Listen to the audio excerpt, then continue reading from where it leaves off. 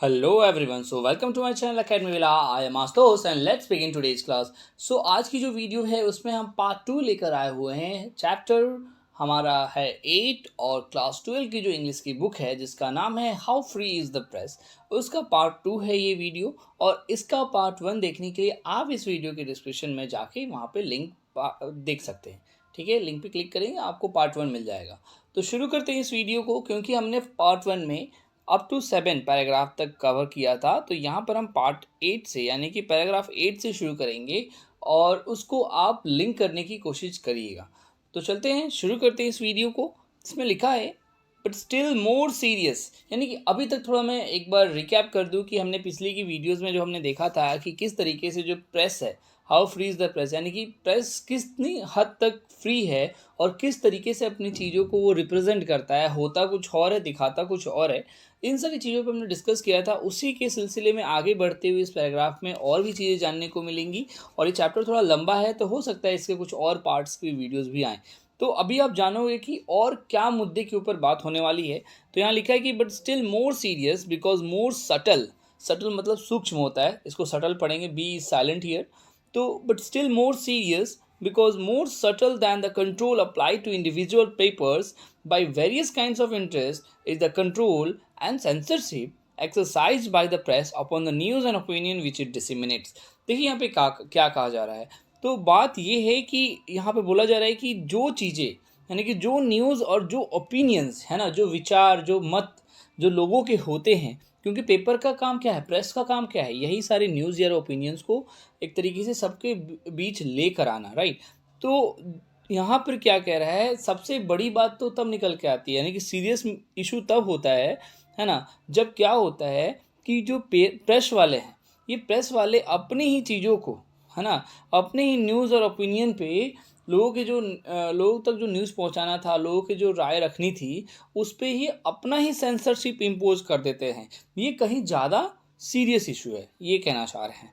क्योंकि जो control apply करते हैं ना, जो इंडिविजुअल पेपर्स हैं अपने ही ऊपर, और वो क्या है, मतलब कंट्रोल अभी देखने को मिलेगा अगले लाइन में, तो वो ज़्यादा कई हद तक सीरियस है. तो चलिए अब जान लेते हैं उसके बारे में, कौन से ये जो इम्पोज कर रहे हैं कंट्रोल, उसके बारे में जान लेते हैं. लिखा है कि the control rest upon and exploits two basic assumptions about the public. लोगों के बारे में, इन अखबार वालों के, है ना, जनता के बारे में अखबार वालों की दो मूल धारणाएं आधारित हैं, है ना, और उन्हीं का ये अच्छे से लाभ उठाते हैं. जैसे कि क्या है, पहला कि that they have not the wit to distinguish truth from falsehood.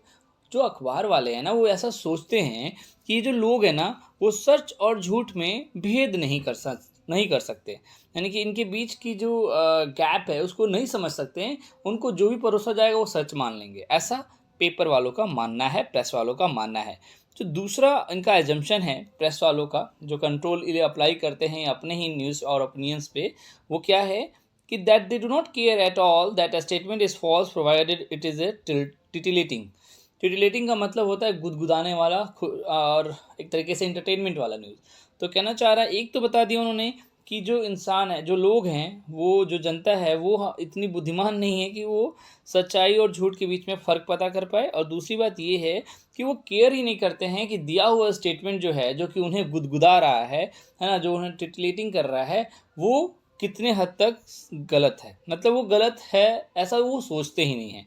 तो ये दोनों चीज़ों के बेसिस पे जो प्रेस है वो अपनी ही न्यूज़ और ओपिनियंस पे अपना ही सेंसरशिप कंट्रोल करते हैं, अप्लाई कर देते हैं, जो कि कई हद तक ज़्यादा नुकसानदायक है. आप खुद ही सोचो कि भाई जब हमें जो न्यूज़ मिल रही है, हम उससे इंटरटेन हो रहे हैं या फिर हमें उसके बारे में जानकारी मिल रही है, और वो न्यूज़ के बारे में पता चलता है कि भाई वो कई हद तक गलत है ना.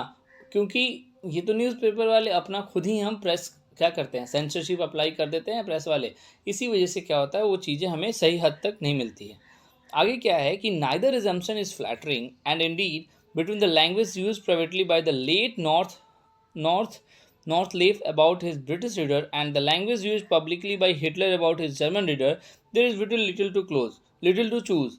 देखिए अब यहाँ पे दो चीज़ों के बारे में बात की जा रही है, दो इंसानों के बारे में बात की जा रही है, जो कि लॉर्ड नॉर्थलिफ, यहाँ पे दो लोगों के बारे में बात की जा रही है, लेट लॉर्ड नॉर्थलिफ और अपने हिटलर के बारे में बात की जा रही है। उनके एग्जाम्पल्स को जो उनके समय पे जो होता था रीडर्स के रिगार्डिंग, है ना, न्यूज़पेपर रीडर्स के रिगार्डिंग, वो चीज़ यहाँ पे बताई जा रही है कि जो भाषा, है ना, जो स्वर्गीय लॉर्ड नॉर्थक्लिफ ने असार्वजनिक रूप से अपने ब्रिटिश पाठकों पे, है ना, और हिटलर ने, दूसरा एग्जाम्पल क्या है, हिटलर ने सार्वजनिक रूप से अपने जर्मन पाठकों के बारे में प्रयोग किया था, उनमें दोनों में ज़्यादा डिफरेंस नहीं है। और वो क्या है वो देख लीजिए कि बोथ अज्यूम, दोनों ही ये सोचते थे that readers can be made to believe anything, यानी कि रीडर्स को कुछ भी समझाया जा सकता है, उनको किसी भी चीज़ पे विश्वास दिलाया जा सकता है ना, जो पाठक हैं, रीडर्स यानी जो पेपर पढ़ते हैं, राइट, हम।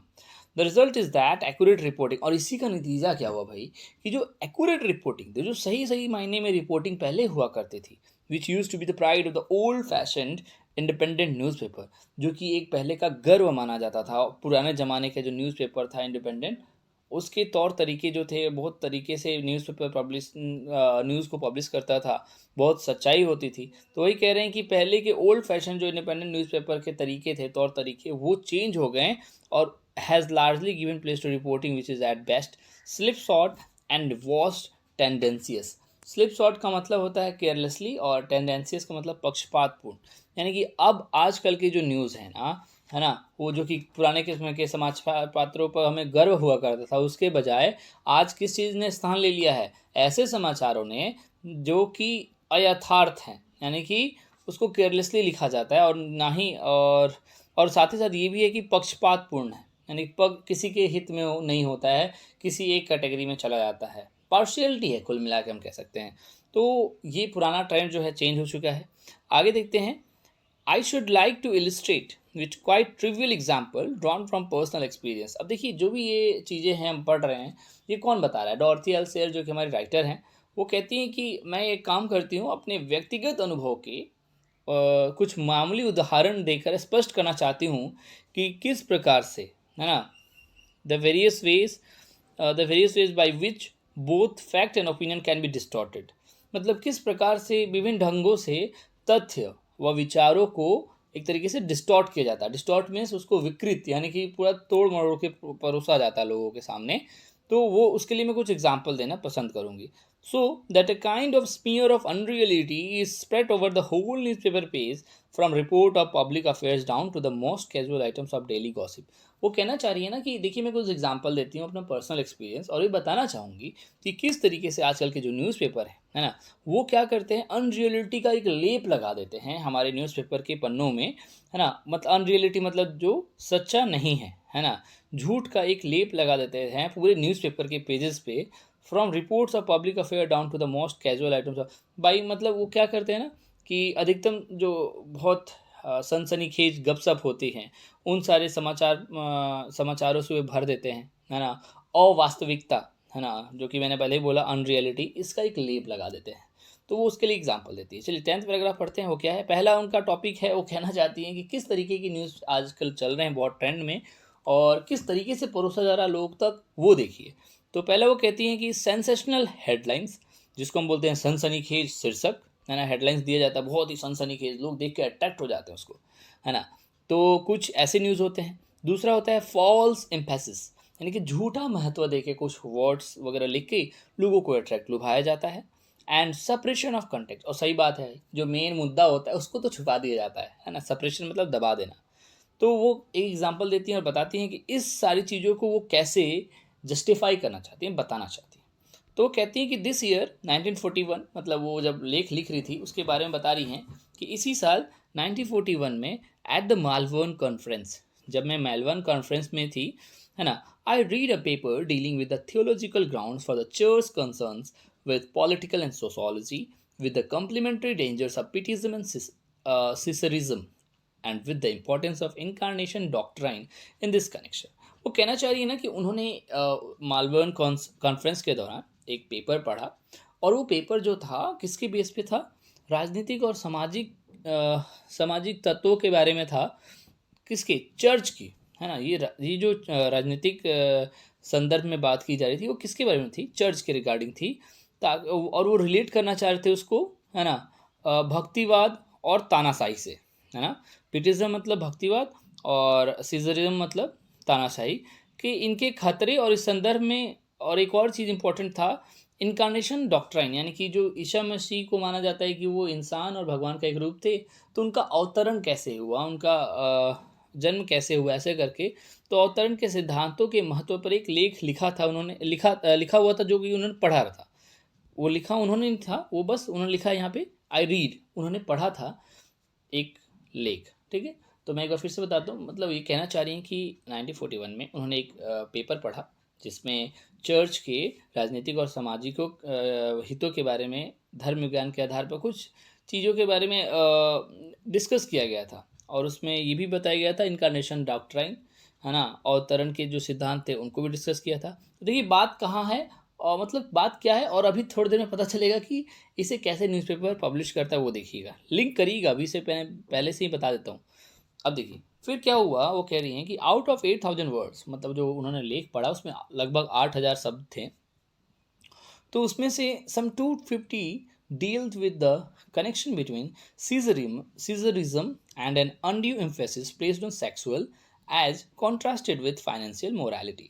तो वो कह रही हैं कि 8,000 शब्दों में से जो मैंने पढ़ा ना, तो उसमें से लगभग 250 शब्द ही ऐसे होंगे जिसको उन्होंने सोचा कि मतलब समझा कि तानाशाही और वित्तीय की अपेक्षा लैंगिक नैतिकता के बीच संबंध पर मतलब बिना काम का बल दे रहे हैं, उसको फोर्स कर रहे थे। कुल मिला के बात ये कहना चाह रही हैं कि जो पढ़ने से समझ में आया कि ये जो चीज़ है, मतलब कुछ ही ऐसे वर्ड थे, है ना, 8,000 वर्ड्स में से कुछ ही ऐसे वर्ड थे उस लेख में जो कि इस पे फोकस कर रहे थे कि हाँ यार, तानाशाही जो है ना, जो हमने पढ़ा सीजरिज्म जो है, और उस पे वो फोकस कर रहे थे वो वर्ड्स, और साथ ही साथ सेक्सुअल यानी लैंगिक नैतिकता के बीच संबंध पर थोड़ा सा बल देने के लिए बारे में वो वर्ड्स लिखे गए थे, लगभग 250 वर्ड्स, है ना। अब बात देखिए क्या होती है, this quite subsidiary paragraph was reported everywhere. अब ये जो पैराग्राफ था, जो कि 8,000 का पैराग्राफ था वर्ड का, अब ये चीज़ जो थी ना, उसको दूसरे ढंग से कैसे हर जगह पब्लिश किया गया, रिपोर्ट किया गया। अब देखिए, अंडर सेंसेशनल हेडलाइंस, मैंने पहले ही बोला, हमने जो पढ़ा था टॉपिक जो कि था सनसनीखेज, आपका जो हेडलाइंस था उसके अंतर्गत कैसे इसको पब्लिश किया गया, in such a manner as to convey that passing allusion formed the whole subject matter of my address। वो कह रही हैं कि इसी चीज़ को ऐसे संकेत में मेरे भाषण का समस्त विषय था, उस पे उन्होंने मतलब एक तरीके से इसको पब्लिश किया।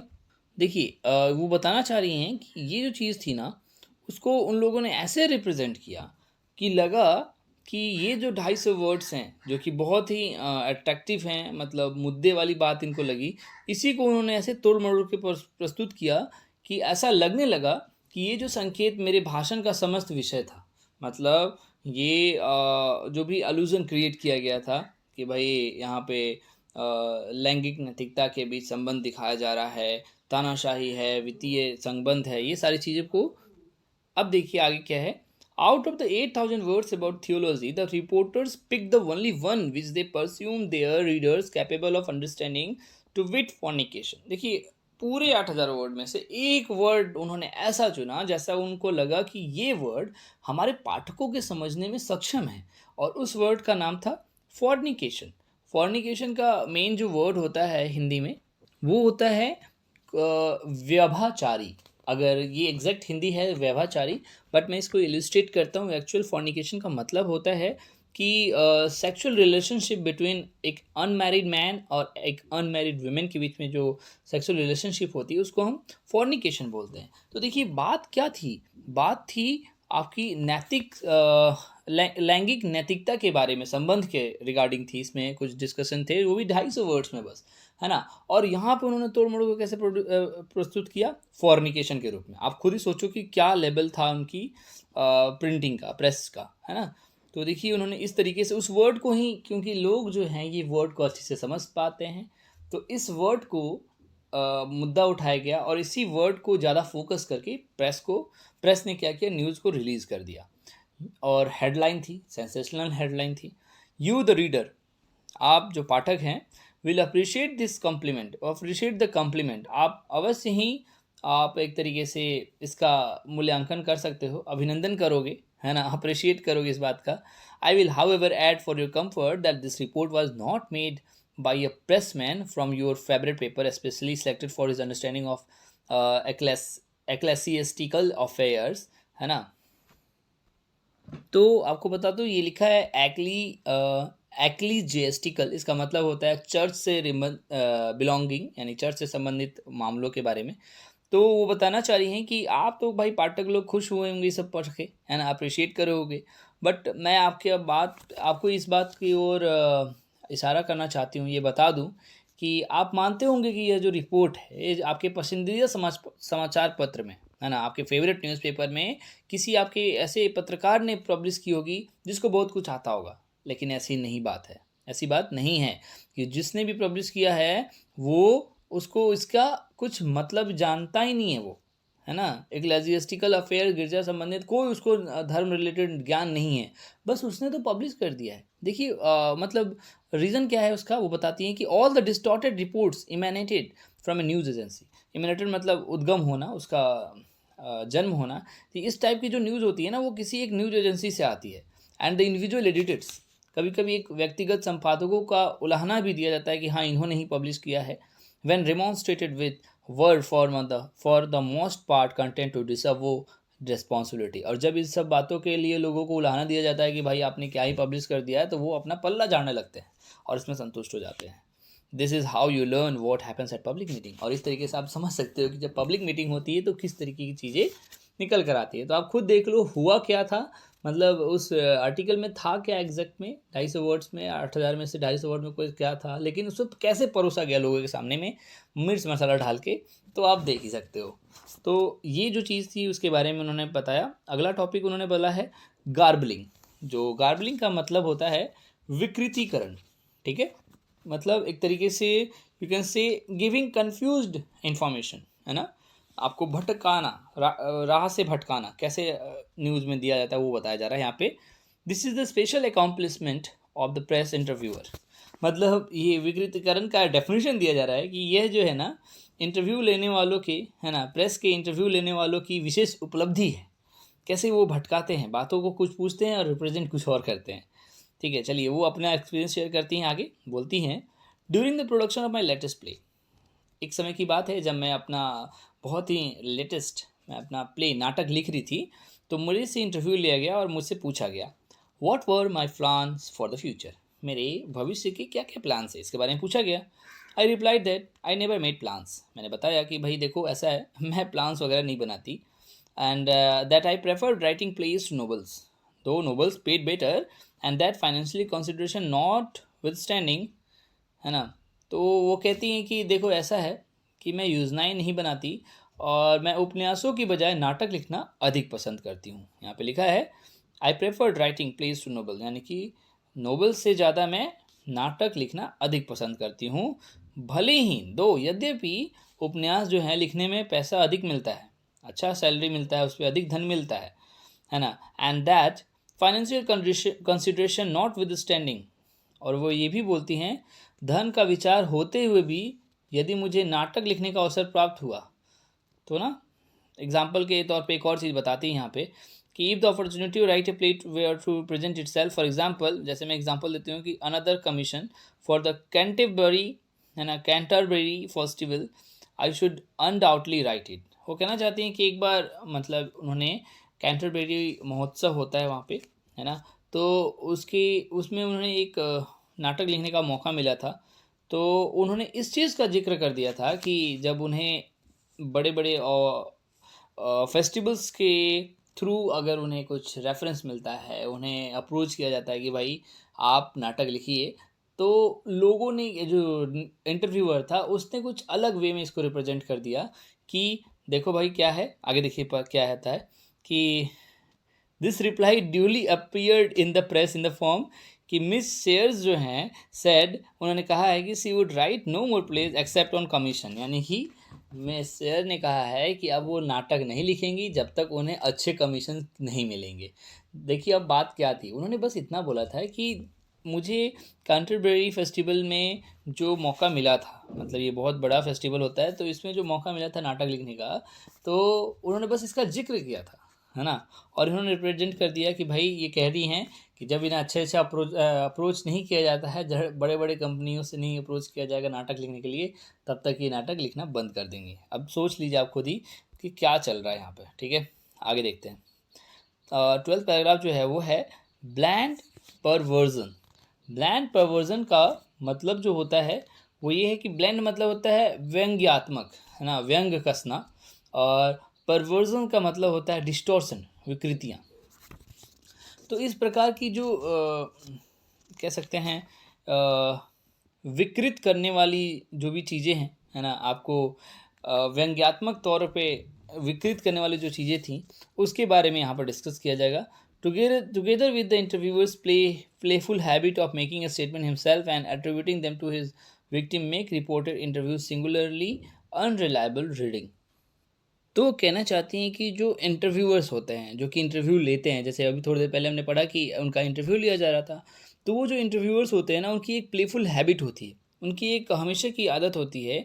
वो क्या करते हैं कि अपना स्टेटमेंट वो खुद ही बनाते हैं। मतलब लोगों ने जिसका इंटरव्यू लिया है वो चीज़ें ना पेश करके उसको दूसरे तरीके से पेश करते हैं अपने लैंग्वेज में, अपने स्टेटमेंट में, जो कि एक बहुत ही बुरी आदत है ना। और इसी वजह से ऐसा माना जाता है कि भाई जो भी रिपोर्टेड इंटरव्यूज़ होते हैं, जैसे मान लीजिए जैसे मेरा इंटरव्यू लिया गया और उसको रिपोर्ट किया गया पेपर में, तो जो भी रिपोर्टेड इंटरव्यूज़ होते हैं वो पढ़ने लायक, भरोसेमंद नहीं हैं, विशिष्ट रूप से भरोसेमंद नहीं होते हैं। यही सब कारण है। क्यों? क्योंकि भाई ये जो रिपोर्टर्स हैं ये थोड़ा अपना तोड़ मरोड़ के उसको मिर्च मसाला डालकर प्रेजेंट करते हैं और स्टेटमेंट कुछ और ही होती है। तो इसीलिए इट्स अनरिलायबल रीडिंग। आगे है, one must allow for the pressman's vivid imagination.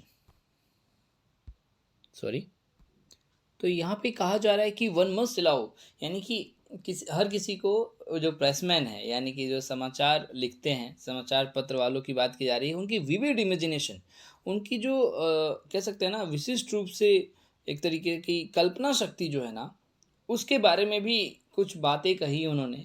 वो अब देखते हैं कि क्या कहा है उन्होंने। कि एक बार की बात है कि I remember reading with interest that my eyes glitter behind my glasses when making some remark or other. वो कहती हैं कि एक बार की बात है, मुझे याद है कि मैंने रुचि से पढ़ा था कि कोई बात कहते समय मेरी आंखें जो थी ना चश्मे के पीछे, है ना, ग्लिटर यानी कि चमक उठी। क्योंकि आगे बात बोली जा रही है कि since that particular interview was given by telephone. आप खुद सोचो कि वो इंटरव्यू टेलीफोन पे दिया गया था, लेकिन जो प्रेसमैन था जो इंटरव्यू ले रहा था उसने बैकग्राउंड में जाकर इतना हद तक अपने विजुअलाइजेशन को इंक्रीज किया और सोचा कि भाई इस हमारे राइटर की आंखें जो है चश्मे के पीछे चमक उठी। अब खुद सोचो ऐसा कैसे हो सकता है कि इतनी दूर की इमेजिनेशन पावर कैसे हो सकती है इन प्रेस रिपोर्टर्स की। आगे देखिए बोला जाता है कि I could only conclude that the interviewers own eyes must have been double magnifying glass microscope of extra power. तो मैं इस बात पे कंक्लूड कर सकती हूँ, इस चीज़ से मैं यहीं पे बातों को ख़त्म कर सकती हूँ कि भाई ये निष्कर्ष निकलता है कि जो इंटरव्यूअर था ना उसकी अपने आंखें जो थी वो अत्यधिक शक्ति के, है ना, डबल मैग्नीफाइंग ग्लासेस की तरह थी, उसके एक्स्ट्रा पावर थे उसकी आंखों में, है ना। आगे एक और बात बोलती हैं कि बट द लास्ट, है ना, वो कहती हैं कि अंततः मैं एक और बात बोलना चाहूँगी प्रेस के बारे में, प्रेस इंटरव्यू के बारे में। But the last best word on press interviews has been written by Q. एक राइटर थे क्यू, ब्रिटिश राइटर थे क्यू, उनके द्वारा एक प्रेस इंटरव्यू के बारे में एक बेस्ट वर्ड लिखा गया है, जो कि है जो कि लिया गया है from a Cornish window book से, है ना, कि those who believe that the public character says everything they are reported as saying should read it and take warning. वो कह रहे हैं कि जो लोग इस बात पे पूरा पूरा विश्वास करते हैं कि जो सार्वजनिक लोगों की जो इंटरव्यू ली जाती है, वे जो भी बातें कहते हैं वो समाचार पत्रों द्वारा उनकी कहीं छपती है, तो वो इस बात को पढ़ें और इससे सचेत हो जाए कि भाई ऐसा कुछ नहीं है।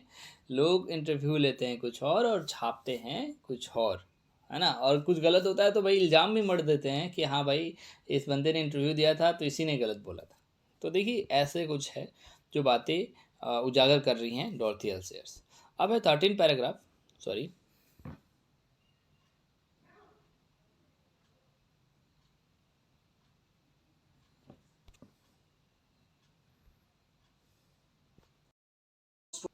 अब जो अगला टॉपिक जो है, जो वो बोलती हैं, वो है इनएक्यूरेट रिपोर्टिंग ऑफ फैक्ट्स, यानी कि जो तथ्य हैं, जो बात हैं सही में, उसको गलत कैसे छापते हैं, उसके बारे में यहाँ पे बताती हैं कि सम टाइम एगो अ डेली पेपर रिपोर्टेड, एक बार की बात है, कुछ समय पहले एक जो डेली न्यूज़पेपर था ना, उसने रिपोर्ट लिखा हमारे बारे में, मेरे बारे में, that my flat had been broken into the previous day, यानी कि मेरे फ्लैट में कुछ दिन पहले चोर घुस आए थे, है ना, and that I had return from Oxford, ऐसा वो सोचते थे, आई थिंक दे सेड, है ना, और उन्होंने ऐसा सोच रखा था कि मेरे विचार में उन्होंने कहा था कि मैं ऑक्सफोर्ड से मौके पर आ गई थी, यानी कि ऑक्सफोर्ड से रिटर्न हुई जो, और वहाँ पे पहुँची थी अपने घर में जिस समय चोरों ने सेंध मारी थी, घर में घुसे थे, उसी समय मैं पहुँची ऑक्सफोर्ड से, in time to disturb the thieves, ताकि मैं चोरों के कार्यों में बाधा डाल सकूं, ऐसा उन्होंने रिपोर्ट किया था। This was true enough except that every detail was wrong. वो कहती हैं कि यस, हाँ ये बात मतलब वो कहती हैं कि हाँ ये बात सच थी कि हाँ मेरे घर में चोर घुसे थे, बट उसके अलावा जो भी बातें इन्होंने छापी थी वो पूरी की पूरी गलत थी, रॉन्ग थी। आगे वो कहती हैं कि हाँ वो तो बात हो गई कि ये बात कुछ हद तक सही थी कि हाँ मेरे घर में चोर घुसे थे, बट उसके अलावा सारी बातें उनके हिसाब से गलत थी। और वो बोलती हैं कि the date was 3 days earlier than alleged, जैसा बोला गया है उसके ठीक 3 दिन पहले ये घटना हुई थी, यानी कि इस न्यूज़ को नए डेट के साथ प्रिंट किया गया था।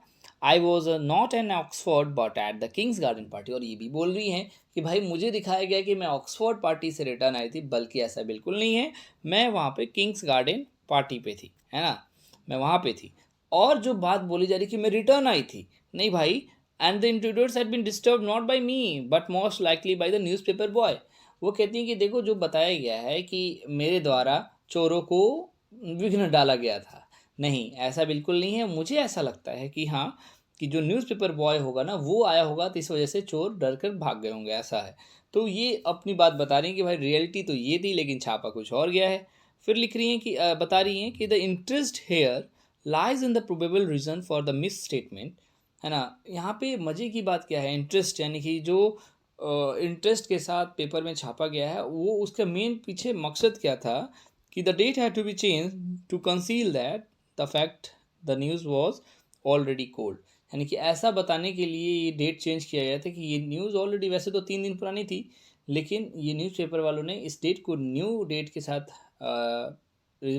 प्लेस कर दिया, ताकि इंटरचेंज कर दिया, ताकि ये चीज़ पुरानी ना लगे, नई लगे, ताज़ी तरोजी लगी। And I was substituted for the boy presumably for my great snob value, और ऐसा इसलिए था कि उस बच्चे की जगह, न्यूज़पेपर बॉय की जगह मेरा नाम इसलिए डाला गया था न्यूज़ में कि हो सकता है क्योंकि मेरी ब्रांड वैल्यू, मतलब मेरी शहर में जो नाम है, मैं फेमस पर्सनालिटी है, इसी वजह से मेरे को रखा गया था, मेरा नाम दिया गया था, ताकि इससे क्या होगा कि इस न्यूज़ को थोड़ा बूस्टअप मिलेगा और लोग इसको चाव से पढ़ेंगे कि अरे यार इसके घर तो चोरी हुई और ये आई तो ऐसा हुआ, तो ये सारी चीज़ें थी। एंड आई वॉज, ये भी हो गया, the alter date was a bad blunder.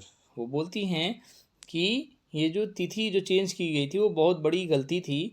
Buckingham Palace would have adorn the tale to so much better advantage, जो बकिंगम पैलेस से कहानी अधिक महत्वपूर्ण से सुसज्जित होती, है ना। तो मतलब एक तरीके से दिखाया जा रहा है कि भाई देखो क्या है, ये होता कुछ और है, दिखाया कुछ और जाता है, और किस हद तक गलत तरीके से दिखाया जा रहा है उसके बारे में बात की गई है। चलिए आगे देख लेते हैं।